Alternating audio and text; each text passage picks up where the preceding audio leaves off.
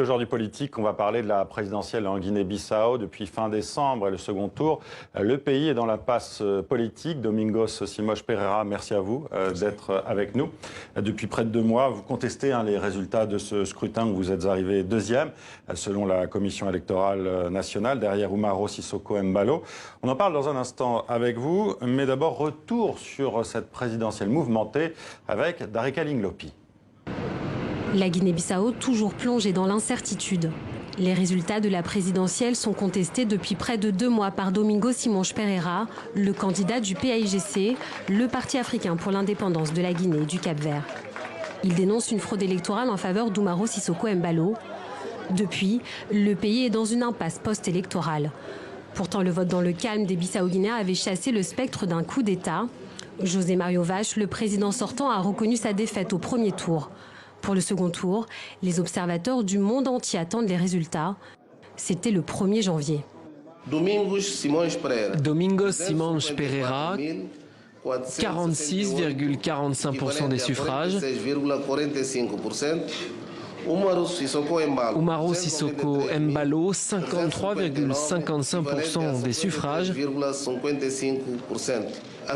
La CN déclare donc qu'Umaro Sissoco Embalo est le vainqueur de ce second tour. 3 jours après, Umaro Sissoco Embalo s'envole pour Dakar, sa première visite en tant que président élu. Après le Sénégal, il réalise une tournée pour rencontrer ses homologues, des cartes postales officielles pour installer sa stature d'homme d'État.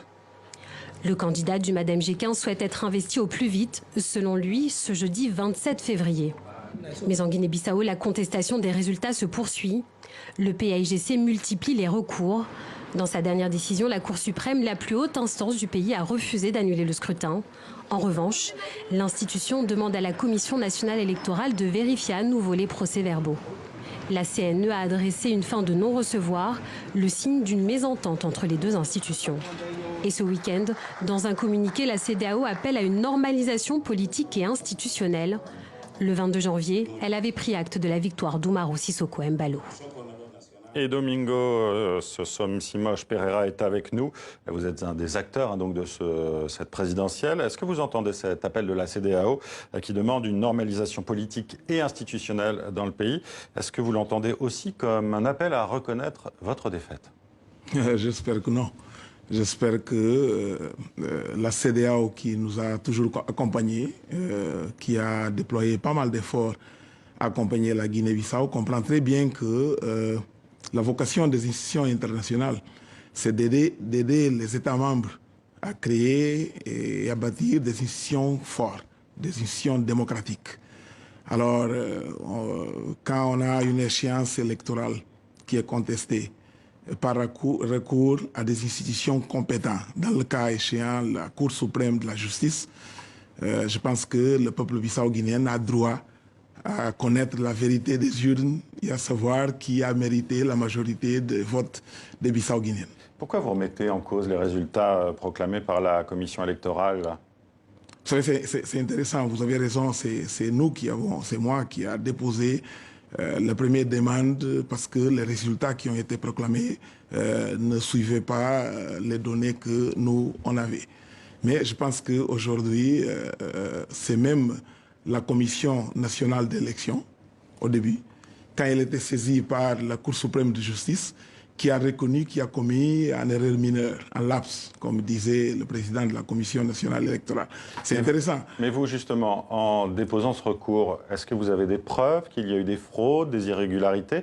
Vous dites que vous avez vos propres chiffres. Vous pouvez nous les donner, puisque... Oui, allez-y. On a donné tous les chiffres à la CNE. On a démontré dans quelles circonscriptions on appelle des districts électoraux où il y a eu des fraudes. On a donné tous les éléments à la Commission nationale électorale. Mais donc, vous savez, avant qu'on arrive, il faut dire que quand on a saisi la Cour suprême de justice pour qu'il puisse analyser ce qu'on conteste, il a demandé à la Commission nationale électorale de lui donner le PV, le procès verbal du dépouillement national des résultats. C'est que la CNR a répondu qu'il a oublié de le préparer. C'est-à-dire le seul document sur la base duquel le président de la CNE peut annoncer des résultats, il a oublié de le faire. Et vous, alors, quels sont vos chiffres? Nos chiffres nous donnent vainqueur exactement par le nombre de voix que la CNE a transférées de l'autre côté. Et vous avez des ça? preuves de cela? Non, non, plus que preuve. On a fait un travail de base. On a collecté toutes les données dans les circonscriptions districtes. Mais comment avez-vous justement accès au vote?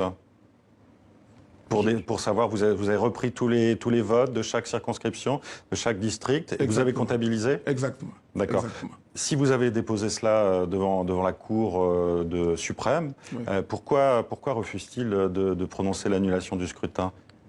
Non, parce que, exactement, au lieu de prononcer l'annulation du scrutin, les votes sont dans les urnes. On dit toujours que la vérité est dans les urnes. Okay? La loi bissau-guinéenne prévoit qu'on conserve les urnes pendant une année. Si on les conserve, c'est pour, en cas de besoin, on peut recourir à ces urnes pour constater quel est le résultat que les bissau-guinéens ont déposé. Quel recours vous avez aujourd'hui pour contester le second tour de la présidentielle? Non, écoutez, la Commission nationale d'élection, aujourd'hui, vient de délivrer un autre communiqué où il reconnaît que, finalement, il est prêt à accepter la décision que la Cour suprême avait prise. La seule chose qu'on attend et on demande, que ce ne soit pas juste un théâtre pour essayer de convaincre les gens que finalement on a rempli, que ce soit vraiment un dépouillement ab initio, comme la Cour suprême la demande. Vous savez, dans la loi électorale bissau-guinéenne, c'est prévu qu'une fois démarré le procès de dépouillement, que ce soit ininterrompu, sans arrêt, jusqu'au moment qu'on signe le PV des résultats nationaux sur la base duquel les résultats doivent être connus. Alors, Umaro Sissoco Embalo, qui officiellement a donc été élu président de la Guinée-Bissau, aimerait être investi, on l'a vu dans le reportage tout à l'heure, dans 3 jours, le jeudi 27 février. Quels moyens avez-vous de l'en empêcher? Non, il y a 2 choses à faire. La première, c'est que il n'y a pas de candidat élu. Ça, c'est ce que vous dites, oui. Non, c'est pas moi qui dis. D'abord, c'est la Cour suprême. C'est l'instance judiciaire suprême de la Guinée-Bissau qui le dit. Aujourd'hui, c'est la Commission nationale électorale qui revient sur toutes les différentes positions qu'il avait prises au passé pour reconnaître qu'il n'a pas rempli les conditions pour divulguer les résultats. Mais à part tout ça, quand on veut devenir président de la République, le premier des engagements qu'on doit prendre, c'est de respecter notre loi, notre constitution, la règle du jeu démocratique dans notre pays. Donc, si on n'accepte pas les décisions qui sont prises par nos instances compétentes, dans le cas échéant, la Cour suprême de justice, on est mal parti. Umaro Sissoco Embalo a déjà affirmé à plusieurs reprises qu'il serait président quoi qu'il arrive. Est-ce que cela sonne comme une menace pour vous? Non, je pense que ça parle de lui. C'est lui que ça donne au peuple bissau-guinéen de comprendre à qui on fait face. C'est-à-dire, on est censé, en tant que président de la République, être le garant de l'application de notre Constitution, respecter et faire respecter notre loi. Quand vous dites que vous passez en force avec au sein la décision du Cour suprême, avant au sein la décision des organes compétents, bon, ça parle de votre préparation et votre disponibilité à reconnaître la souveraineté du peuple bissau-guinéen. Alors, Umaro Sissoco Embalo, c'est un ancien général. Est-ce que vous savez comment l'armée pourrait réagir? Est-ce qu'elle pourrait se mettre de son côté? Est-ce que vous savez s'il a des appuis dans l'armée? Je ne sais pas. Je suis un politicien, je respecte nos institutions. Vous savez, je pense que Vous n'êtes pas renseigné parce que l'armée n'a pas encore réagi.